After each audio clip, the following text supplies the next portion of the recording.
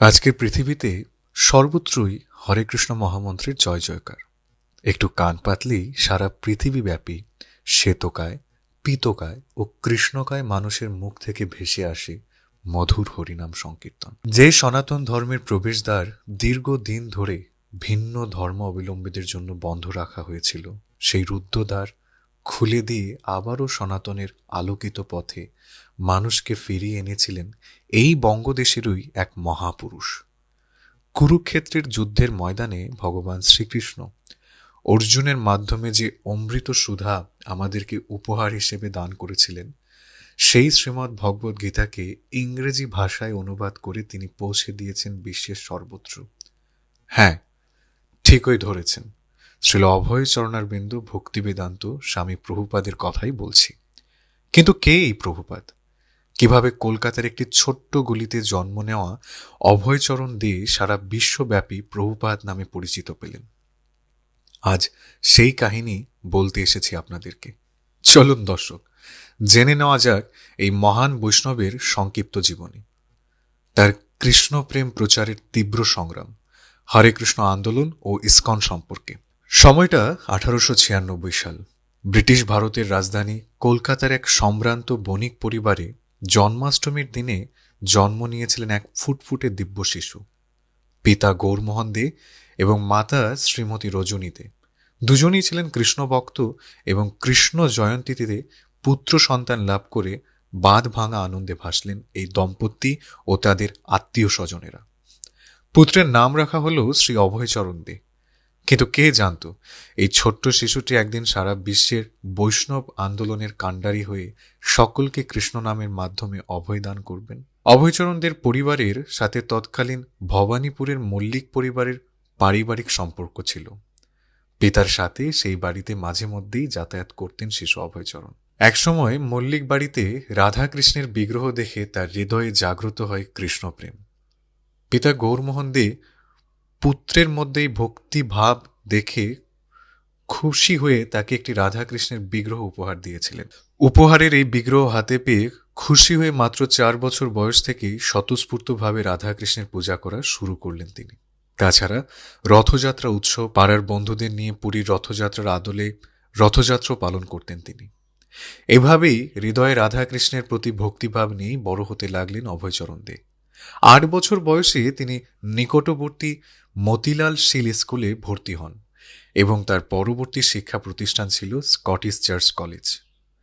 এই কলেজে পড়াকালীন সময়ে ইংরেজি ও সংস্কৃত ভাষায় খুব ভালোভাবেই পারদর্শী হয়ে উঠেছিলেন তিনি। এরপর 1922 সালে কলকাতায় তিনি দর্শন পেলেন শ্রীল ভক্তি সিদ্ধান্ত সরস্বতী গোস্বামী প্রভুপাদের। শ্রীল ভক্তি সিদ্ধান্ত সরস্বতী ঠাকুর ছিলেন ভক্তি মার্গের বিধক্ত পণ্ডিত এবং 64 গৌড়ীয় মঠের প্রতিষ্ঠাতা। তিনি এই বুদ্ধিদীপ্ত, তেজস্বী ও শিক্ষিত যুবক অভয়চরণকে চিনতে একটুও ভুল করেননি। সস্নেহে তাকে কাছে টেনে নিয়ে তাকে উদ্বুদ্ধ করেছিলেন বৈদিক জ্ঞান অর্জন ও প্রচারের কাছে। অভয়চরণ 11 বছর ধরে তার আনুগত্যে বৈদিক শিক্ষা গ্রহণ করে এবং পরে 1933 সালে এলাহাবাদে তার কাছে দীক্ষাপ্রাপ্ত। ইতিমধ্যে শ্রীল ভক্তি সিদ্ধান্ত সরস্বতী ঠাকুর লক্ষ্য করেছিলেন তখনকার যুবক যুবতীরা পাশ্চাত্য সংস্কৃতি নিয়ে উন্মত্ত। সুতরাং কৃষ্ণ নামকে তাদের পর্যন্ত পৌঁছাতে হলে পশ্চিমা ভাষায় শাস্ত্র অনুবাদ করা অত্যন্ত জরুরি। তাই তিনি তার শিষ্য অভয়চরণকে নির্দেশ দিয়েছিলেন ইংরেজি ভাষায় বৈদিক জ্ঞান প্রচার করতে এবং আমেরিকায় গিয়ে এই মধুর হরিনাম বিতরণ করতে। প্রিয় শিষ্য অভয়চরণের প্রতি এই নির্দেশ দিয়ে 1933 সালে ইহলোক থেকে অপ্রকট হন শ্রীল ভক্তি সিদ্ধান্ত সরস্বতী ঠাকুর। অভয়চরণ দে তখনও গার্হস্থ্য জীবনযাপন করছেন এবং এলাহাবাদে একটি ছোট্ট ফার্মাসিউটিক্যাল ব্যবসা পরিচালনা করতেন। এরপর একে একে কেটে গেল বেশ কিছু বছর। গৌড়ীয় বৈষ্ণববাদ প্রচার, মহাভাগবত পুরাণ অধ্যয়ন ও ভাষ্য রচনা, শ্রীমদ্ ভগবদ্গীতা কেন্দ্রিক গবেষণা সবই চলছিল এর মধ্যে। কিন্তু গুরুদেবের আদেশ বাস্তবায়ন করা তখনও পর্যন্ত সম্ভব হয়নি অভয়চরণের পক্ষে। অবশেষে 1944 সালে তিনি প্রকাশ করলেন ব্যাক টু গড হেড নামক একটি ইংরেজি পাক্ষিক পত্রিকা। নিজে পত্রিকা ছাপানো, লেখা এবং বিতরণ করে যে সামান্য অর্থ তিনি পেতেন, তাতে ছাপার খরচাও যোগান সম্ভব হতো না তার পক্ষে। ছাপাখানার মালিক পত্রিকার প্রকাশনা মাঝখানে বন্ধ করে দিতে বললেন, কিন্তু অভয়চরণ দৃঢ় প্রতিজ্ঞ ছিলেন। এরপর এলো 1947 সাল। তার অসামান্য দার্শনিক জ্ঞান গৌড়ীয় মঠের প্রচারের জন্য তার রচিত গীতার ভাষ্য, গভীর ভাগবত জ্ঞান, ব্যাক টু গডহেড পত্রিকার বিশ্লেষণধর্মী অথচ সরল লেখাগুলো ও ভক্তির উৎকর্ষতার স্বীকৃতিরূপে গৌড়ীয় বৈষ্ণব সমাজে তাকে আখ্যায়িত করলেন ভক্তি বেদান্ত নামে। শিল অভয়চরণারবিন্দ ভক্তিবেদান্ত স্বামী প্রভুপাদের মূল কর্মজীবনী যেন শুরু হলো এবার। 1950 সালে 54 বছর বয়সে সংসার জীবন থেকে অবসর গ্রহণ করেন শিল প্রভুপাদ এবং এর আরও 4 বছর পর তিনি বানপ্রস্থাশ্রম গ্রহণ করেন এবং শাস্ত্র অধ্যয়ন, প্রচার, গ্রন্থ রচনার কাজে মনোনিবেশ করেন। এই সময়টা তিনি বৃন্দাবনে শ্রী শ্রী রাধা দামোদর মন্দিরে বসবাস করতে থাকেন এবং অতি সাধারণভাবে জীবনযাপন করতে শুরু করেন। এই মন্দিরে বসেই শিল প্রভুপাদ শ্রেষ্ঠ অবদানের সূত্রপাত হয়। এখানে বসেই তিনি শ্রীমদ্ ভাগবতের ভাষ্য ও তাৎপর্য সহ 18,000 শ্লোকের ইংরেজি অনুবাদ করেন এবং একই সাথে পরলোকের সুগম যাত্রা নামক গ্রন্থটি রচনা করেন। এই মন্দিরে অবস্থানকালেই তিনি কৃষ্ণ কৃপায় 1959 সালে সন্ন্যাস গ্রহণ করেন। তার এই সময়টাও কেটেছে কৃষ্ণতত্ত্বের ঘোর রহস্য অনুসন্ধানে এবং শাস্ত্রের বিভিন্ন টিকা ভাষ্য রচনায়। ততদিনে তার বয়স প্রায় 65। কিন্তু তাতে কি, এমন মহামানবকে কি বয়সের ছকে আটকে রাখা যায়? এবার তিনি শুরু করলেন আমেরিকা যাওয়ার প্রস্তুতি। যে বয়সে মানুষ অবসর গ্রহণ করে সারা জীবনের ক্লান্তি দূর করতে চায়, একটু নিরিবিলি পরিবেশে জীবনের বাকি সময়টাকে কাটাতে চায়, সেই বয়সে তিনি মনস্থির করলেন গুরুর আজ্ঞা পালন হেতু আমেরিকায় যাবেন এবং সেখানে কৃষ্ণ প্রেম বিতরণ করবেন। অন্যদিকে সেখানে যাওয়ার জন্য কোনো প্রকার আর্থিক সুব্যবস্থাও ছিল না তার। অতএব আমেরিকাতে হরে কৃষ্ণ মহামন্ত্র প্রচার করার আবেদন নিয়ে তিনি গেলেন একটি স্টিম শিপ কোম্পানির মালিক শ্রীমতী সুমিতি মুখার্জির কাছে। ভক্তিমতী রমণী শ্রীমতী সুমিতি মুখার্জি স্বামী প্রভুপাদের বয়স বিবেচনা করে আশ্চর্য হলেন। এই বয়সের একটা মানুষের মধ্যে কতটা তারুণ্য থাকলে এরকম কোনো সিদ্ধান্ত নিতে পারেন। অবশেষে তার সহযোগিতায় একই মালবাহী জাহাজে চেপে 69 বছরের স্বামী প্রভুপাদ চললেন আমেরিকার উদ্দেশ্যে। সাথে ছিল কিছু গীতা, কিছু কাপড়, একটি টাইপরাইটার, একটি টেপ রেকর্ডার আর থলে ভর্তি চিড়ে। ভাবা যায় এই সম্বল নিয়ে পাশ্চাত্যের এক অপরিচিত দেশে হরিনাম প্রচার করতে চলছেন একজন 69 বছরের মানুষ। তবে জাহাজে চড়ে তিনি আমেরিকার যাত্রা করলেও যাত্রাপথ খুব সুবিধার ছিল না। সাগরের প্রবল ঢেউ, কনকনে শীত, এ সব কিছুই কৃষ্ণপ্রেমের টানে সহ্য করে নিয়েছিলেন তিনি। জাহাজে ভ্রমণকালে শ্রীকৃষ্ণের জন্মাষ্টমী পালন করতেও ভোলেননি এই কৃষ্ণপ্রেমে মাতোয়ারা মানুষটি। এর মধ্যে দুবার হৃদরোগে আক্রান্ত হয়েছিলেন স্বামী প্রভুপাদ। তবে শ্রীকৃষ্ণের ইচ্ছায় সুস্থ হয়ে অবশেষে পৌঁছে গেলেন আমেরিকায়। এর আগেও অনেক বৈদান্তিক সন্ন্যাসী আমেরিকায় গিয়ে সনাতন ধর্মের মহিমা প্রচার করে এসেছেন। স্বামী বিবেকানন্দ, স্বামী অভেদানন্দ প্রমুখের পদাঙ্ক অনুসরণ করে এবার আমেরিকার মাটিতে পা রাখলেন শিল অভয়চরণারবিন্দ ভক্তিবেদান্ত স্বামী প্রভুপাদ। 70 বছর বয়সে স্বামী প্রভুপাদ সেখানে জেলে দিলেন হরে কৃষ্ণ আন্দোলনের মহাপ্রদীপ। সে দেশের উদ্ভ্রান্ত ও ভোগ সর্বস্ব যুবক যুবতীদের ডাকলেন হরিনামের সুশীতল ছায়াতলে।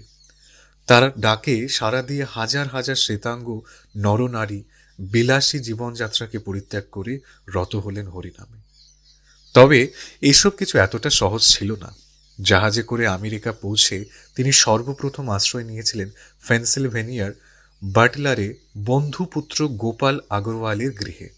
সেখানে 1 মাস অবস্থান করে তিনি সিদ্ধান্ত নিলেন বিশ্বের সবচেয়ে গুরুত্বপূর্ণ শহর নিউ ইয়র্ক তিনি সেখানেই প্রচার করবেন। ইতিমধ্যে চিঠি পেলেন শ্রীমতী সুমিতি ম্যাটার্জির।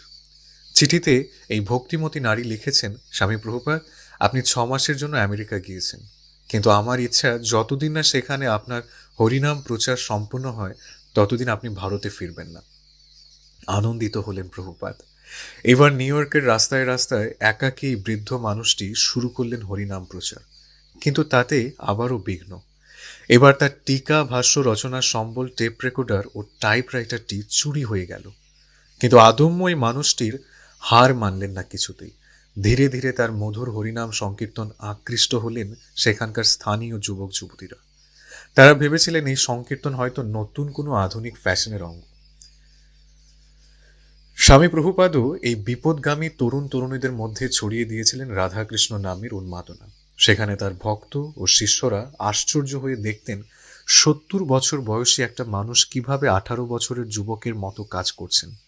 এক হাতে তিনি রচনা করতেন শাস্ত্রীয় টিকাভাষ্য, ধর্মীয় পুস্তকাদির ইংরেজি অনুবাদ করতেন, রাস্তায় রাস্তায় অনাথের মতো ঘুরে হরিনাম বিতরণ করতেন এবং বিভিন্ন বিশ্ববিদ্যালয়ে গিয়ে ভারতীয় দর্শনের উপরে ভাষণ দিতেন।